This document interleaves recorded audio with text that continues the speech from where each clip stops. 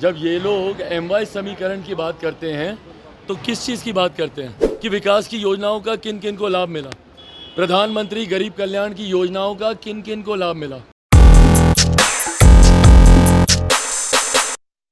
नमस्कार, निष्कर्ष भारत देख रहे हैं आप। आपके साथ मैं स्नेहा गुप्ता। आपको बता दें, चिराग पासवान जो कि लोक जनशक्ति पार्टी रामविलास के राष्ट्रीय अध्यक्ष है, आज फिर से तेजस्वी यादव पे भड़के हुए नजर आ रहे हैं।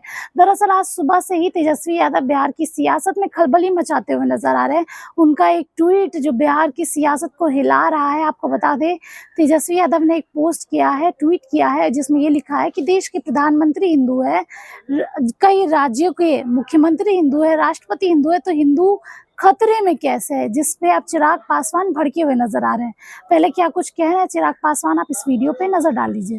भाई, जो लोग इस तरीके की बातें उठाते हैं ना, ये इसको तुष्टीकरण की राजनीति बोलते हैं। क्या आपके पास आज उठाने के लिए, जब मेरे प्रधानमंत्री आ रहे हैं, क्या आपके पास कोई और बेहतर विषय नहीं है? आप खुद क्या कर रहे हैं इन बातों को उठाकर, और आप बोलेंगे ये सारी बातें?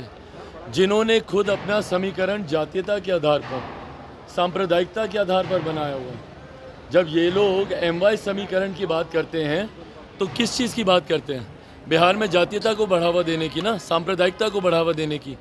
भाई, मैं भी MY की बात करता हूँ, पर मेरे MY में महिला हैं और युवा हैं। जात पात धर्म मज़हब से उठकर जाति की नहीं, जमात की बात, हर जमात की, हर जाति हर धर्म की महिला है, जाति हर धर्म के युवा की हम लोग बात करते हैं। पर ये लोग जब बात करते हैं, ये लोग सिर्फ तुष्टीकरण की राजनीति को साधने का, सिर्फ धर्म के आधार पर बिहार को बांटने का, और यही काम इन्होंने दशकों से किया है ना।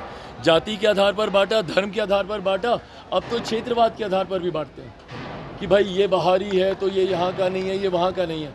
आप जब एक बिहारी को बिहारी ही नहीं समझते हैं और आप उस तक पे ये बोल देते हैं कि ये तो दूसरे क्षेत्र का है, इस क्षेत्र का नहीं है, तो अब इससे ज़्यादा बांटने की राजनीति और कौन करेगा? हकीकत है, पूरे चुनाव में विपक्ष के पास कोई मुद्दा नहीं है। हम लोगों को विकास के नाम पर ये लोग घेर नहीं सकते। जैसे विकास के नाम पर घेरेंगे, सीधा सामने से सवाल आएंगे। हम जिस मंच पर जाते हैं, हर मंच से हम पूछते हैं कि विकास की योजनाओं का किन किन को लाभ मिला, प्रधानमंत्री गरीब कल्याण की योजनाओं का किन किन को लाभ मिला। आप जाकर पूछिए किसी से, कितने लोगों को यहाँ पे आज की भी तारीख में 5-5 किलो राशन मिल रहा है? एक एक हाथ उठेगा। पूछिए उन लोगों से कितने लोगों को आयुष्मान योजना का लाभ मिल रहा है? एक एक हाथ उठेगा। उज्ज्वला योजना हो, ये तमाम योजनाओं का जिनको लाभ मिल रहा है, ये किसान सम्मान निधि का जिनको लाभ मिल रहा है, तो उनका विश्वास प्रधानमंत्री जी पर है। और यही मोदी की गारंटी है, जो कि प्रो कंबेंसी हर बार चुनाव में क्रिएट करती है। 14 से बड़ी जीत 19 में, 19 से बड़ी जीत 24 में होने जा रही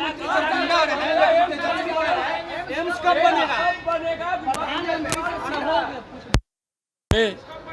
समय पर उसका भी निर्माण कार्य पूरा हो जाएगा। पर जिनको आज इतनी चिंता है, उन्होंने अपने ज़माने में क्या किया अस्पतालों को लेकर? भाई, आप स्वास्थ्य मंत्री भी रहे थे ना। आप जाकर एम्स तो भैया केंद्र सरकार के अंतर्गत है, हम लोग बनाएंगे भी, चलाएंगे भी। दिल्ली से लेकर पटना तक के सारे एम्स सुचारू रूप से चल रहे हैं। आप जब बिहार सरकार में आप मंत्री रहे थे, आप बताइए ना भैया, आप ही के पार्टी के पास विभाग थे, आप लोगों ने क्या किया? बिहार के अस्पतालों की हालत किसी से छुपी है क्या? आपकी राज्य में सरकार भी थी, आप ही के परिवार के 2-2 मुख्यमंत्री रहे। ऐसे में बिहार की स्वास्थ्य सेवाएं क्यों नहीं बेहतर हो पाई? दूसरों पर उंगली उठाना बड़ा आसान होता है, पर अगर आज आप लोगों ने काम किए होते, और मैं दोनों से पूछ रहा हूँ, कांग्रेस से भी, 55 साल आपको मिले। अगर 55 साल केंद्र में आपने किया होता, 15 साल में अगर बिहार को आपने विकास की राह पर आगे लेकर गए होते, तो आज ये सवाल दूसरे से नहीं पूछने पड़ते। आज आप अपनी कामयाबियों के आधार पर आप चुनाव लड़। तो सुना आपने, सीधे तौर पे उन्होंने तेजस्वी यादव को घेर लिया। कहा कि जब आज हमारे प्रधानमंत्री देश में आ रहे हैं, बिहार में आ रहे हैं, तो ऐसी बातों का क्या मायने रखते हैं, ऐसी बातों का क्या मुद्दा है, क्या देश में और कुछ बात करने के लिए नहीं रह गया है? साथ में जो ये भी कह दिया कि जब राजद MY समीकरण की बात करती है तो वो क्या कुछ करती है।